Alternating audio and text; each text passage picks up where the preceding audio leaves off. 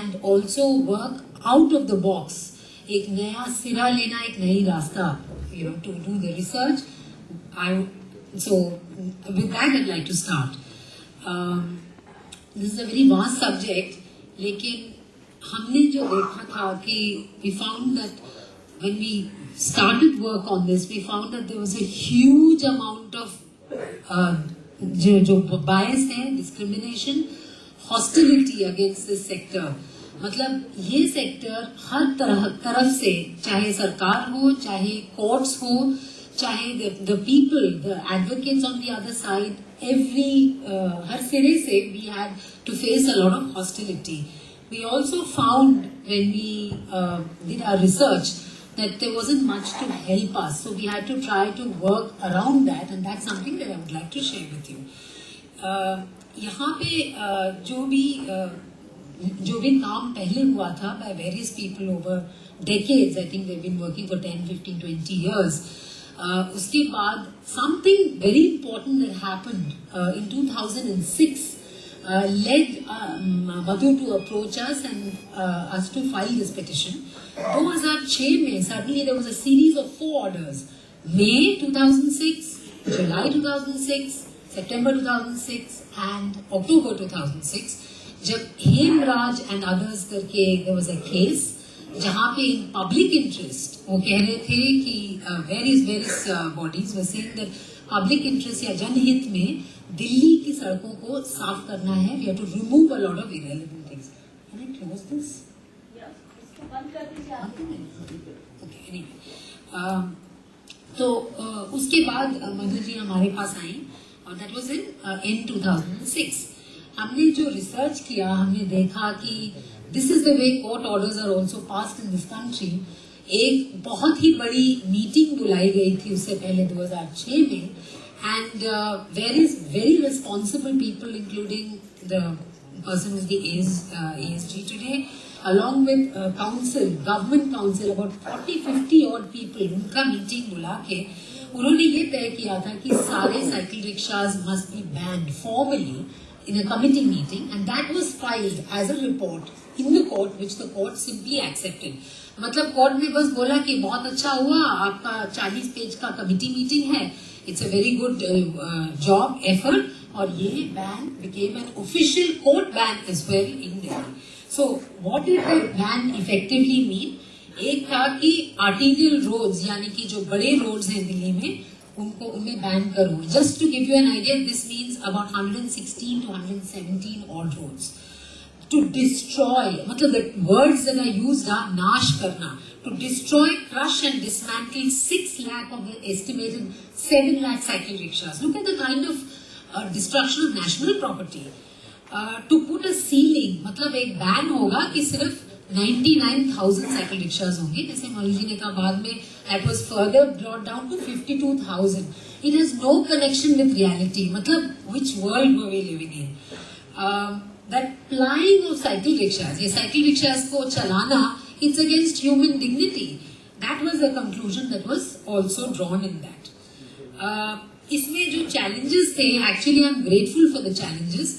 हम लोगों ने देखा कि हर तरफ से we had problems. We could not find any route, मतलब कोई रास्ता ही नहीं निकल आ रहा था जिससे कि हम मौलिक तरफ से या कॉन्स्टिट्यूशनल संवैधानिक तरफ से we could enforce those rights, or I shouldn't say enforce but uphold those rights. तो 4-5 महीने लगे. We worked in close interaction. In fact, I was very impatient as well कि आप 2 महीने में करने वाले थे वगैरह. But anyway, I think we've saved a lot of time because judgment finally 2.5 साल में हो गया, which is a very unusual thing in this country. तो इसको हमने डिसाइड किया कि सिर्फ 1-2 मुद्दों पर नहीं लड़ेंगे. We will look at a comprehensive, मतलब सब तरफ से we look at a comprehensive public interest litigation.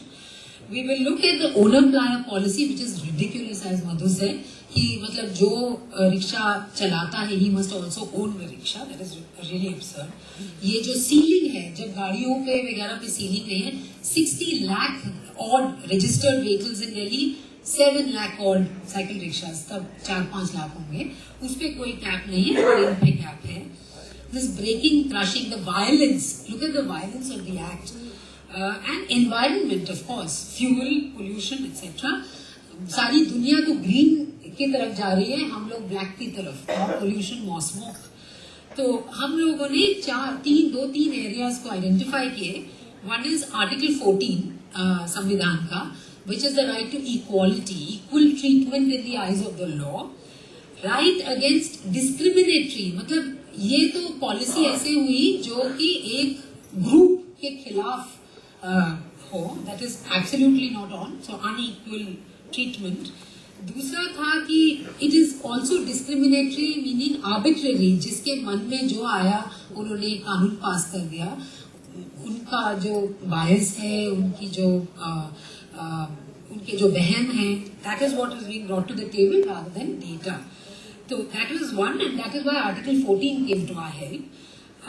दूसरा था Article 19(1)(g), इनका जो प्रोफेशन है, मतलब hawking had already been upheld as a constitutional right, ऑल्गा टेनिस वगैरह में, लेकिन साइकिल रिक्शा फ्लाइंग, इसको तो अगेंस्ट ह्यूमन डिग्निटी, अगेंस्ट मतलब हमारे स्वाभिमान के खिलाफ बोला गया था. That had to be set aside.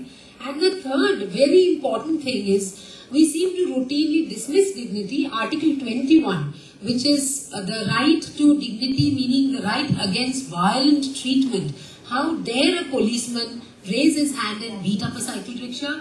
How dare an MCD person talk to a puller as if he just doesn't count? मतलब तू मारना पीटना, this is ridiculous. So we went against all these.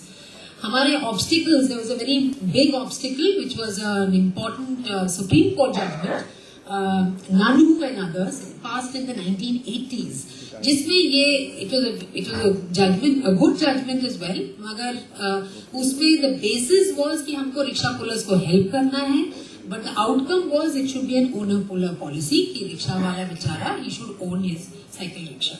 But what we used was there was a big change in ground realities and also a lack of understanding of the realities कि rickshaw pullers are primarily migrant labor. तो उस basis पे the High Court could work around that order. There are 2-3 important things that we sought.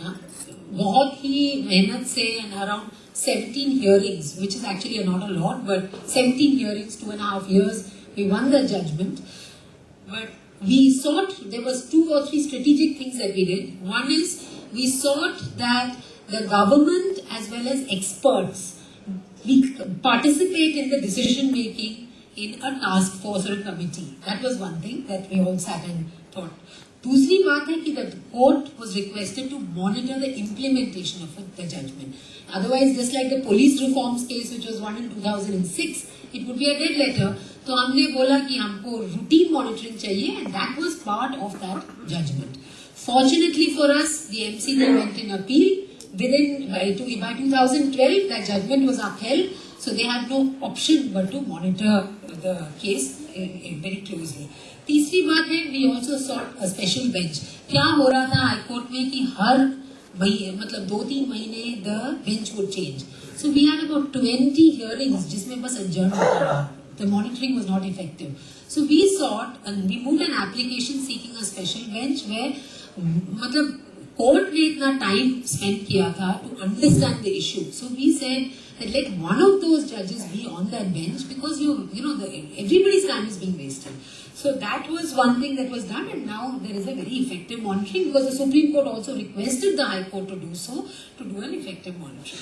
Let me give you an idea of the amount of effort that's gone in. 17 hearings for the judgment, 32 hearings thereafter, that is with 23 non-effective hearings, and I say this with utmost responsibility. The effective hearings have only started with a special bench. 19 effective hearings from last December. Last December means end 2011. We won the judgment in early 2010. 2010, 2011 went just like that. 10 in the Supreme Court because of repeated adjournments. And abhi, because of this Dhaniklal case, there is an inquiry court. Inquiry is a fact finding. Usme actually the court is supposed to hear कि क्या problems हैं और उसके basis पे हल. लेकिन in this inquiry proceeding, I need to also share that unfortunately the petitioner is being treated as the accused. इसमें तो मधु जी को and Amar Shishpal, the rickshaw pullers are being treated as people जो कि मतलब जैसे कि वही लोग गिल्टी है और वही लोग क्रिमिनल्स हैं. So that is one thing that we really request, that that kind of there has to be a change in the government mindset.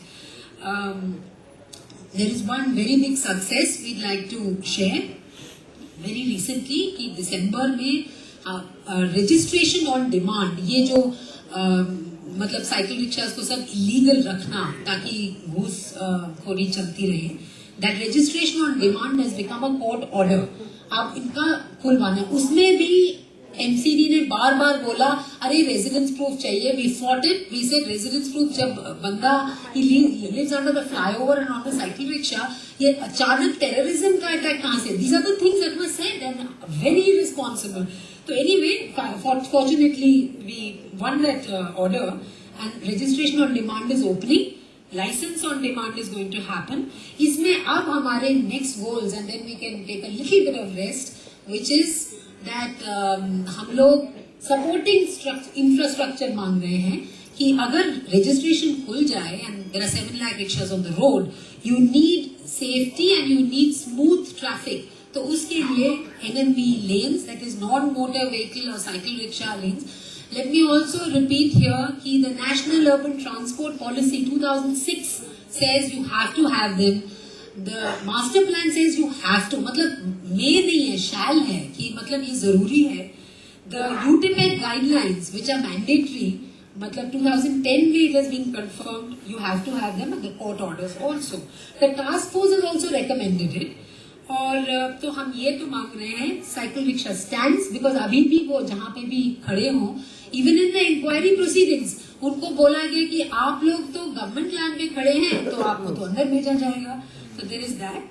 We are also asking for proper surrounding infrastructure, यानी कि pedestrian footpaths and also lane driving, जो कि अभी तो police कह रही है कि lane driving not possible in this country. 3 more things we are asking for. De-addiction from corruption programs, मतलब not only punishing people but also really sensitizing the officials. वो लोग they used to taking 30,000 rupees a day. How are they going to change overnight? So sensitizing, motivating them, giving them rewards for